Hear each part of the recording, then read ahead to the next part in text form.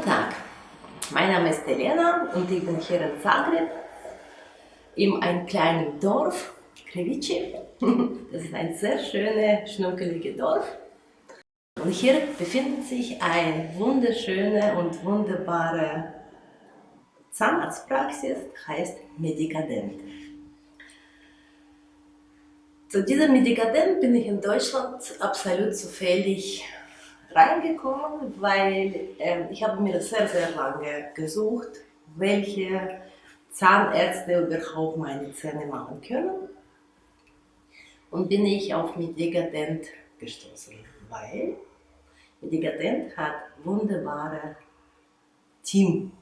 Das ist einfach wunderbare Menschen, herzliche Menschen, junge Ärzte und vor allem, die sind alle sehr, sehr gut spezialisiert auf CAD-CAM-Systeme und das hat mich wirklich sehr fasziniert, weil CAD-CAM-System, das ist das neueste System, was wir überhaupt in Zahnpraxistechnik einfach haben.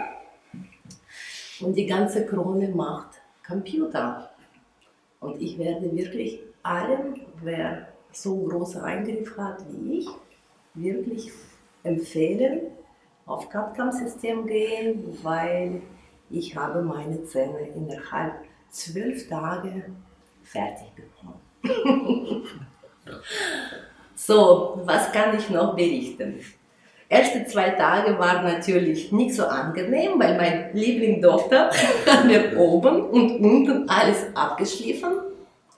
Das war natürlich, jedem ist klar, das ist kein angenehmes System, ja.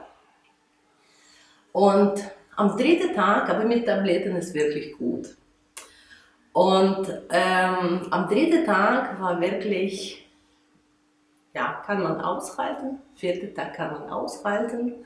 Und ich habe insgesamt 6 Sitzungen gehabt. Nach 6 Sitzungen haben die mir komplette Zähne gemacht. So, und ich bin sehr zufrieden, vor allem einfach, ich habe hier wirklich eine Menschlichkeit erlebt, also nach 2 Wochen fühle ich mich wie zu Hause.